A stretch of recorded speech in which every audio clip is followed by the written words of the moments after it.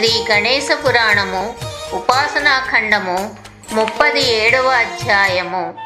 గృత్సమదుని తపస్సు. గృత్సమదుడు తపస్సు కొరకు అరణ్యమునకు వెళ్ళిపోయాడు. ఆ కాననము బహు పుష్ప ఫలభరిత వృక్ష సముదాయంతోనూ దేవతాగణములతోనూ శోభిల్లుతూ ఉంది. దేవతాగణము అనుమతి పొంది గృత్సమదుడు బొటనవేలిపై నిలబడి ఇంద్రియములను వశపరుచుకొని శ్వాసను బంధించి కఠోర నియమాలతో గణపతిని గూర్చి 1000 సంవత్సరములు తపస్సు చేశాడు. అతని ఉగ్ర తపస్సుకు ఈతడెవరి స్థానం ఆక్రమించబోతున్నాడో అనుకొని దేవతలు తల్లడిల్లిపోయారు. గృత్సమదుడు దీక్షను రెట్టించి 15,000 సంవత్సరములు తపస్సు చేశాడు. అతని తపస్సుకు మెచ్చి గణేశుడు పెద్ద చెవులతోనూ ఏకదంతముతోనూ పొడవైన తుండముతోనూ శిరస్సున చంద్రవంక, కంఠమున పద్మమాల, హస్తమున మొగ్గతోనున్న పద్మనాళము ధరించి 10 భుజములతో సింహవాహనుడై కన్నులు మిరుమిట్లు కొలిపే కాంతితో గృత్సమదుని మూల సాక్షాత్కరించాడు. మహోజ్వల రూపంతో నిలబడిన గజాన్ని గృత్సమదుడు తన చర్మ చక్షువులతో చూసి మూర్ఛపోయాడు. కొంతసేపటికి తెలివి వచ్చి నేత్రములు మూసుకుని గణనాథుని ఇలా ప్రార్థించాడు. ప్రభో, ఏమిటో ఈ ఆకారం? నా తపస్సుకు ఎందుకు విఘ్నం కలిగింది? ఇంతకాలం నేను చేసిన తపస్సు వృధా అయిపోయింది. ఓ విఘ్నరాజా, నువ్వే నాకు శరణు. నువ్వు తప్ప నాకెవరు గతి? తమ పంక్తిని కూర్చుంటకు నాకు అర్హత లేదని నన్ను అవమానించిన అత్రి మహాముని కఠినోక్తులు నన్ను దహించి వేస్తున్నాయి. నిజ భక్తుని విలాపం విని గజాననుడు, భక్త భయపడకు, నీ మహోగ్ర తపస్సుకు మెచ్చి నేనే ఈ స్వరూపంలో దర్శనమిచ్చాను. నీకేం కావాలో కోరుకో, నీ కోరికలన్నీ తీరుస్తాను అని గృత్సమదుని లాలించాడు. అప్పుడు గృత్సమదుడు పట్టరాని ఆనందంతో, హే గణేశ, అద్య మే సఫలం జన్మ తపసో నియమచ్చ చ అఖండానందరూపస్త్వం బ్రహ్మభూయో నిరాకృతి.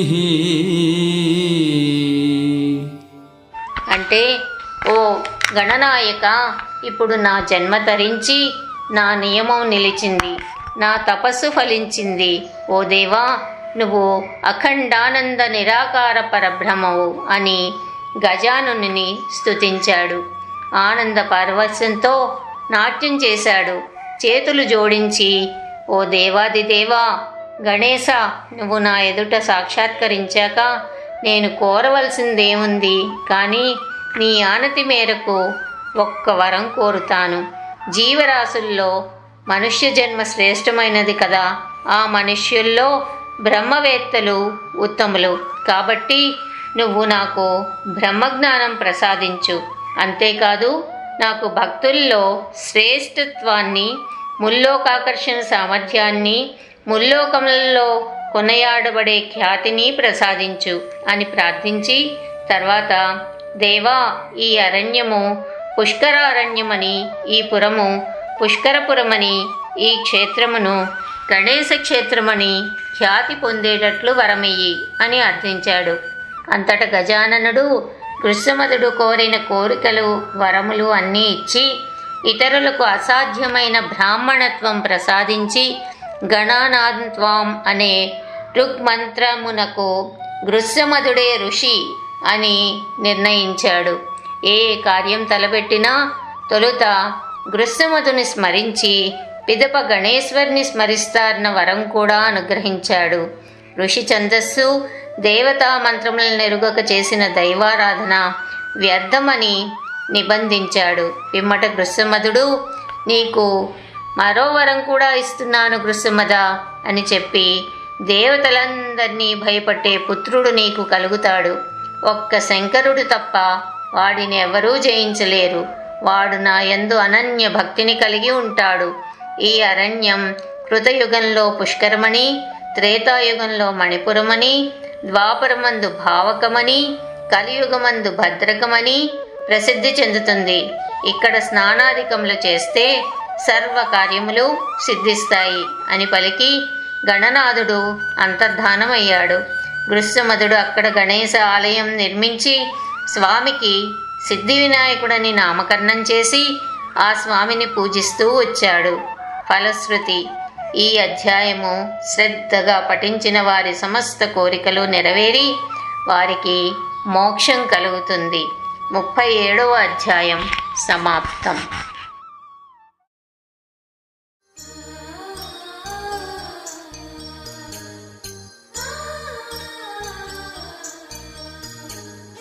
శ్రీ గణేశ పురాణము ఉపాసనాఖండము 38వ అధ్యాయము త్రిపురాసుర వృత్తాంతము. కృత్సమదుడు గజానుని వద్ద వరములు పొంది జగత్ప్రసిద్ధుడై సకల మునిగణముల చేత గౌరవింపబడుతూ వచ్చాడు. సమస్త యజ్ఞ కర్మలకు ఆహ్వానింపబడుతూ గణేశ పూజారంభమున స్మరింపబడుతూ గణేశ భక్తుల్లో శ్రేష్ఠునిగా పరిగణింపబడుతూ వచ్చాడు. ఇలా ఉండగా ఒకసారి గృత్సమదుడు ఒక పెద్ద ధ్వని వచ్చేటట్టు తుమ్మాడు. ఆ గంభీర ధ్వనికి దశ దిశలు పర్వత గుహలు ప్రతిధ్వనించాయి. అంతా ముని ఎదురుగా ఎర్రని కాంతితో విస్ఫులింగ సదృశ నేత్రములతో మేఘ గర్జనలు చేస్తూ భయభ్రాంతులు గొలిపే ఒక బాలుడు నిలబడ్డాడు. ఆ బాలుణ్ణి చూసి గృత్సమదుడు కలవరపడి గజగజ వణుకుతూ, ఆహాహా, ఎందుకీ విఘ్నం కలిగింది?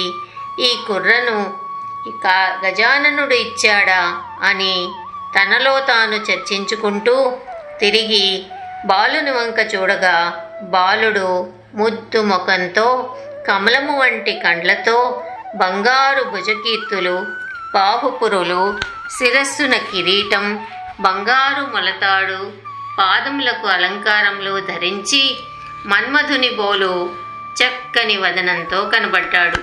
అప్పుడు కృత్సమదుడు, బాలక, నువ్వెవడవు? ఎందుకిలా వచ్చావు? నీ తల్లిదండ్రులెవరు? అన్నీ వివరంగా చెప్పు అని ప్రశ్నించాడు. అంత బాలుడు, మునీంద్ర, తమరు త్రికాలజ్ఞులు, తమకు తెలియనివేవీ లేవు. అయినా మీరు అడిగారు కాబట్టి చెప్తున్నాను. నేను మీ తుమ్ము వలన పుట్టినవాడను. అందుచేత తమరే నా తల్లి, నా తండ్రి.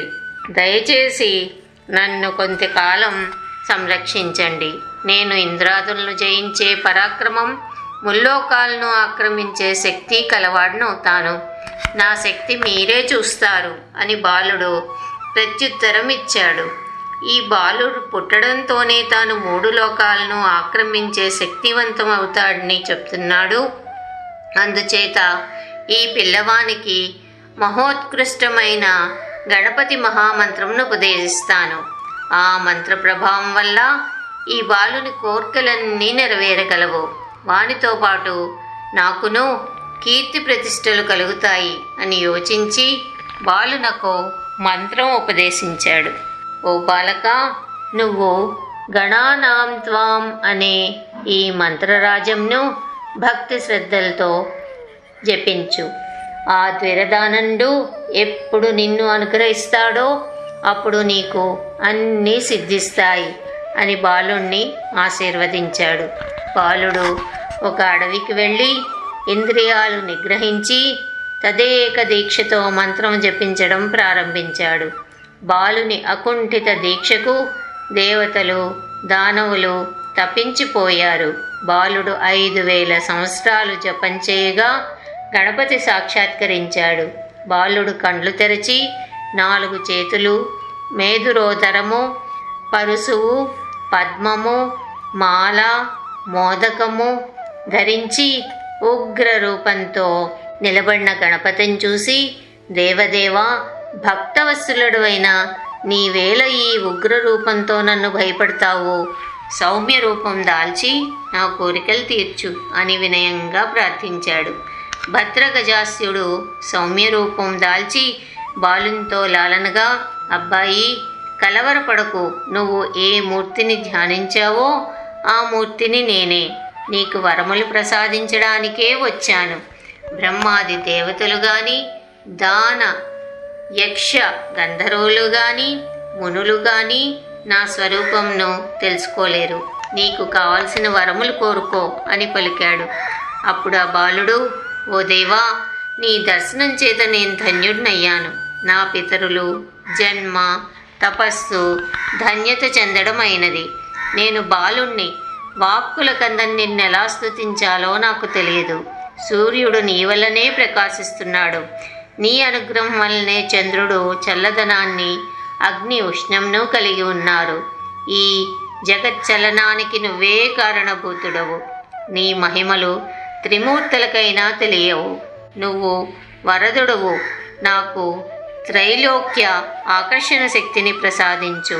దేవ దానవ యక్ష కిన్నర కింపురుషులు నాకు వశమై ఉండునట్లును, లోకపాలకులు నాకు సేవకులై ఉండునట్లును, ఇహమున నాకు సమస్త సుఖములు, పరమున మోక్షము కలుగునట్లు వరములు కోరుకుంటున్నాను అని ప్రార్థించాడు.